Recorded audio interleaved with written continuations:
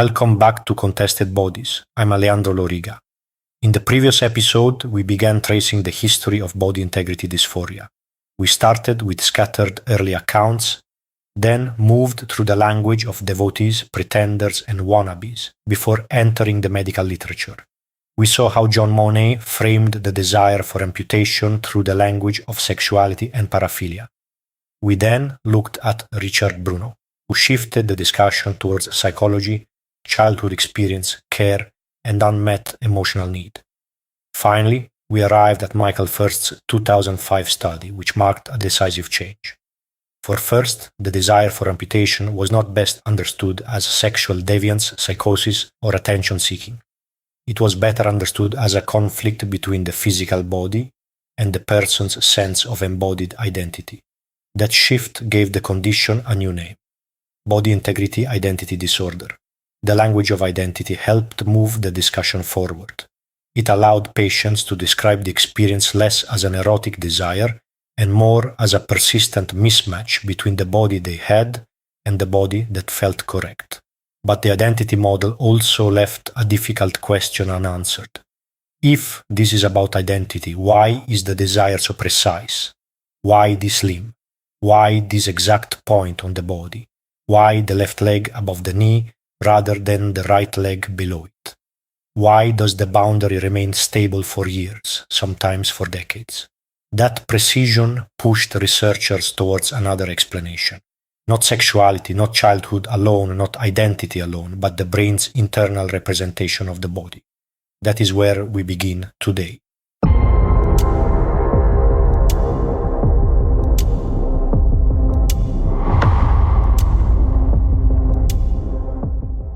People with BID are often remarkably precise. They may know exactly which limb feels wrong and exactly where it should end. Removing a different limb or amputating at a different point would not produce the body they experience as correct.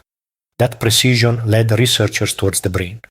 The brain maintains an internal representation of the body, a constantly updated sense of where its parts are, how they relate to one another, and which parts belong to us. Researchers sometimes call this a body map, although it is not a literal picture stored in one corner of the brain. It is produced by several connected regions combining touch, movement, vision, balance, and signals from inside the body. Two figures are especially important here. Paul McGeoch was a neuroscientist working in the Brain and Perceptual Processes Laboratory at the University of California, San Diego. His interest centered on how the brain constructs the sense that a body part belongs to us. V.S. Ramachandran was already one of the best-known behavioral neurologists in the world. Much of his work focused on unusual neurological conditions that reveal how the brain constructs the body and the self. He became particularly famous for his research on phantom limbs, the vivid sensation that an amputated arm or leg is still present. He also developed the mirror box technique, which uses a simple mirror illusion to help some amputees move a painful phantom limb and reduce the pain. This background made BID an especially intriguing problem for them. In phantom limb experience, a person feels a limb that is physically absent. In BID, the situation appears almost reversed. The limb is physically present, but the person feels that it should not be part of the body.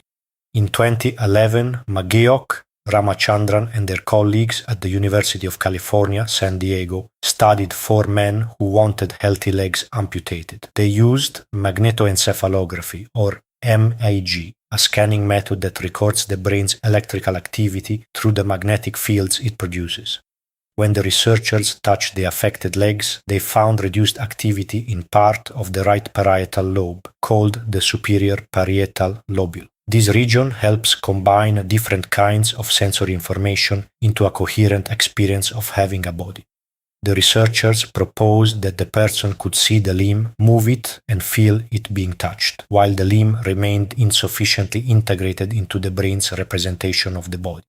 The hardware was present and working. The internal model did not seem to include it properly. Further research followed.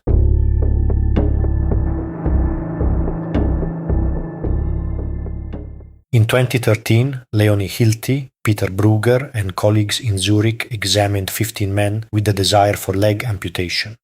Brain scans found structural differences across several areas involved in touch, body ownership, and bodily awareness, particularly in the right parietal cortex and the insula. These studies offered a possible explanation for several features of BID: why the experience can begin early, why it often concerns one particular limb, why the desired boundary can be so precise, and why a person can recognize a limb as physically present while still experiencing it as alien. The evidence, however, came from very small groups.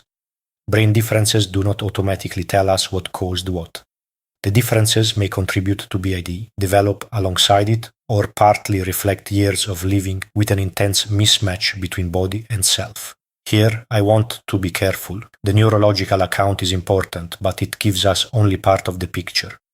Brain scans can reveal differences in the systems involved in body ownership, but they cannot prove on their own that BID is purely biological or explain how those differences developed. I argue that the major explanations are better understood as co-determinants. In plain language, they may work together. We do not necessarily have to choose one theory and discard all the others. The neurological model points towards body ownership, body mapping, and altered bodily representation. The psychological model focuses on mental imagery, fascination with a particular bodily form, and the gradual internalization of an impaired body as the body one feels should be one's own.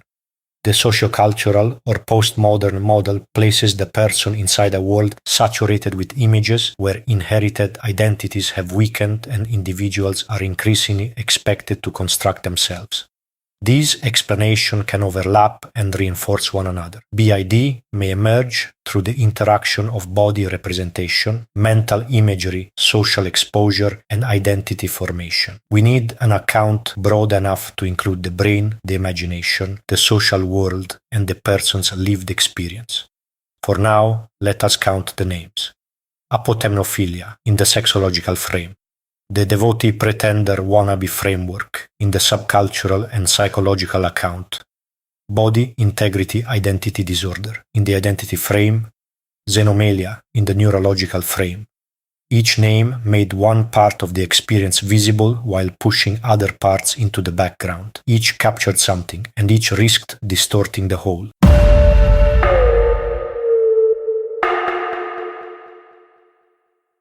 The term body integrity dysphoria is carefully balanced. It moves away from philia, the language of sexual desire. It also moves away from the older language of identity disorder and from any single neurological theory. The emphasis now falls on distress, the persistent sense that the body, as it currently exists, is wrong or incompatible with the person who inhabits it. The word dysphoria already has a strong association with gender dysphoria. In both cases, the body a person has may fail to align with the body they experience as consistent with themselves. DSM-5 replaced the older diagnosis of gender identity disorder with gender dysphoria. ICD-11 took a different route. It replaced diagnoses such as transsexualism with gender incongruence and moved them out of the chapter on mental and behavioral disorders into a chapter on conditions related to sexual health. That move changed the institutional meaning of the diagnosis. A mismatch between body and identity could be clinically recognized without placing the person's identity itself inside the category of mental disorder. BID followed a different path. It remains classified within the chapter on mental, behavioral, and neurodevelopmental disorders. It has diagnostic recognition, but no comparable clinical infrastructure has developed around it. ICD-11 describes BID as a desire to become physically disabled. In disability studies, however, impairment and disability are often separated. Impairment refers to the bodily condition itself, a missing limb, paralysis, blindness, or hearing loss. Disability refers to what happens when that body meets the social world. Inaccessible building, dependence on systems designed for other bodies, exclusion, stigma, and restrictions on participation.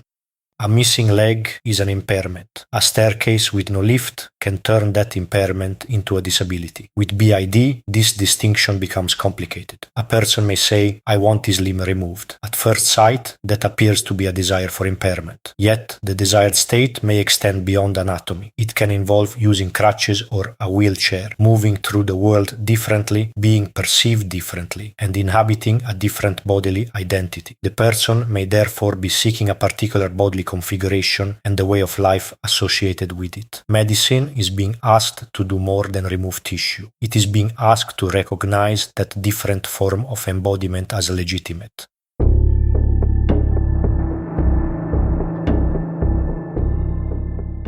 Gender-related bodily incongruence has developed clinical pathways, institutional protocols, professional associations, and in many countries public or insurance-funded treatment. BID has diagnostic recognition and very little else. Why does medicine sometimes accept major bodily transformation as a legitimate treatment for dysphoria, while refusing even to consider it in the case of BID? The immediate answer is that the two conditions are different. Of course they are. Their histories are different, their politics are different, their social meanings are different, their risks and clinical infrastructures are different. The existence of differences, however, does not settle the ethical question. We need to ask whether those differences are morally relevant enough to justify such radically unequal treatment. In my paper on BID and just amputation, I approach this through the principle of justice developed by the bioethicists Tom Beauchamp and James Childress. The basic idea is simple. Similar cases should be treated similarly. When medicine treats two cases differently, it should be able to identify a morally relevant reason for doing so. The argument I developed was deliberately provocative. If BID is accepted as a genuine medical condition, as ICD-11 now accepts it, and if amputation is considered as a possible therapeutic response, then the differences between BID and gender dysphoria may not be sufficient to justify excluding one intervention from serious consideration while accepting bodily modification in the other. I want to be precise about what I am claiming. This is a challenge to inconsistency. It is not an endorsement of amputation on demand. Its purpose is neither to support nor reject requests for surgery. Its purpose is to expose the gaps in the reasoning. If medicine accepts bodily modification in one case because it relieves dysphoria, improves well-being, and prevents severe harm, then it must explain why the same reasoning cannot even be examined in another condition with important parallel features. That is the justice problem, and it brings us back to the unresolved position of BID diagnostic legitimacy without a stable therapeutic pathway.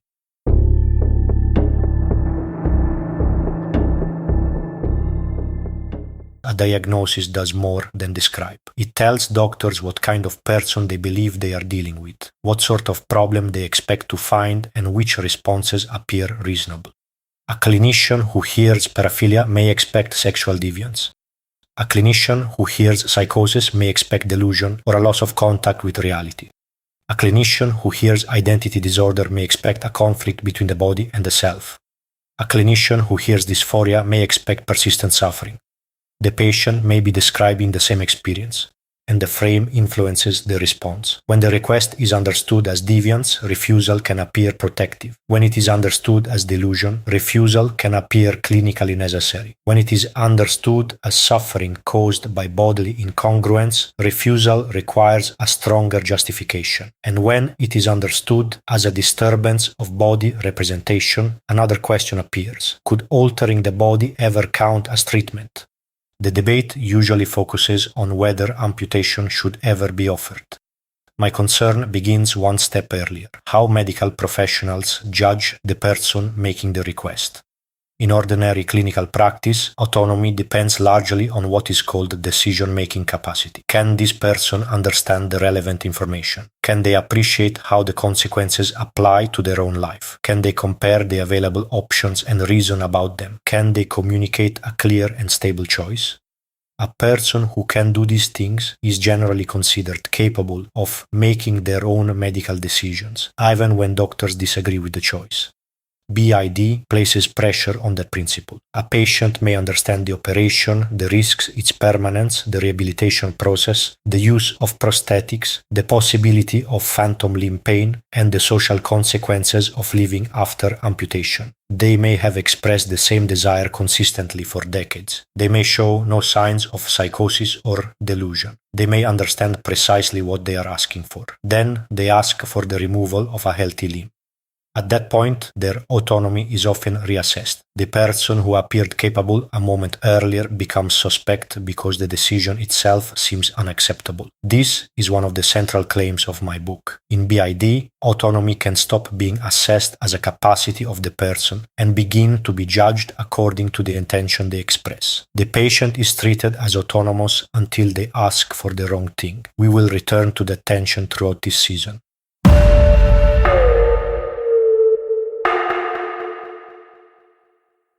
We began with a person who experiences a functional limb as alien to the self. We traced the early subcultural vocabulary of devotees, pretenders, and wannabes. We looked at Moni's 1977 description of apotemnophilia as a paraphilia, followed 20 years later by Bruno's psychological and developmental account. We examined Robert Smith's amputation in Falkirk, where the debate moved from theory into the operating theatre.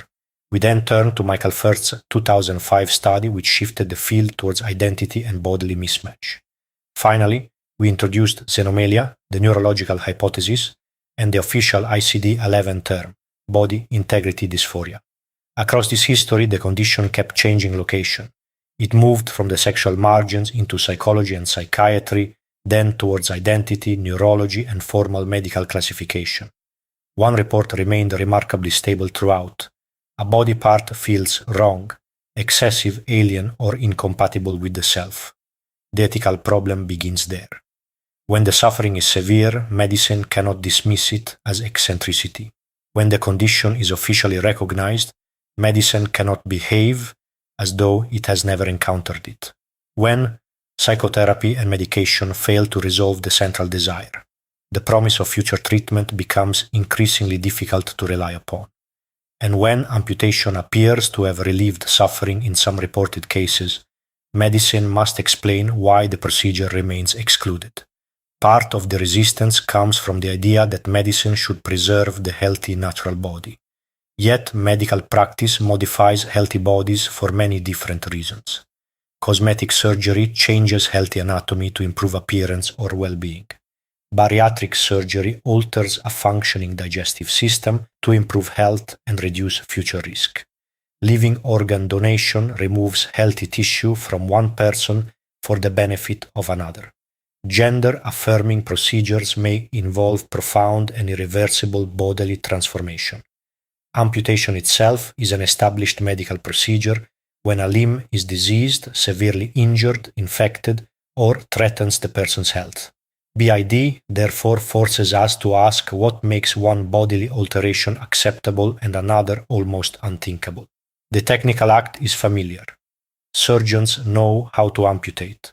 The difficulty lies in how the operation is interpreted, as injury or treatment, mutilation or relief, unacceptable risk or lesser harm.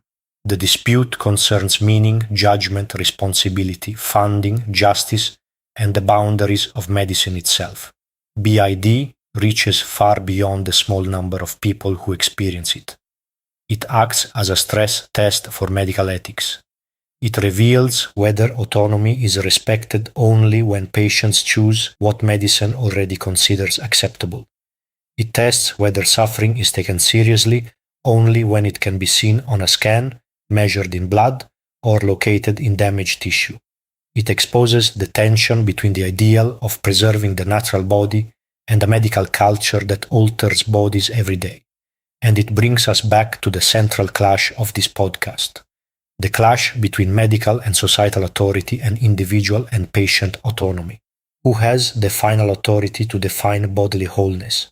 The patient, the physician, the health system, society, or the diagnostic manual that gave the condition its name?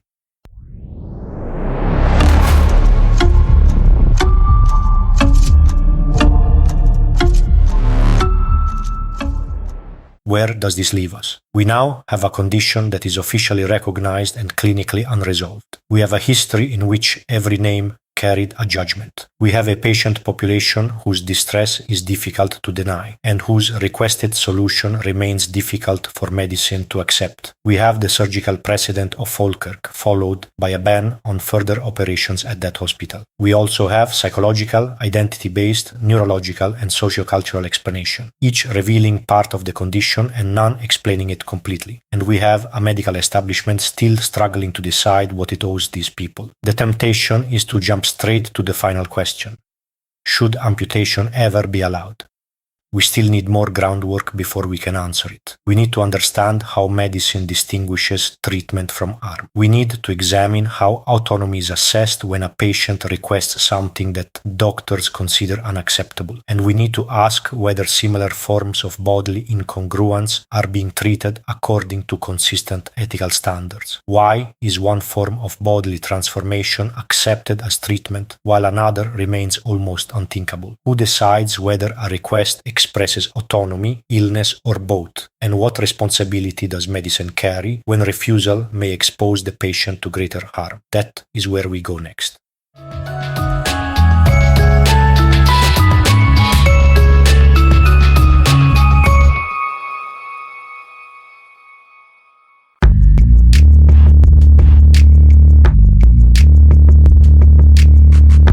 If you enjoyed this episode, please share it and follow Contested Bodies wherever you listen.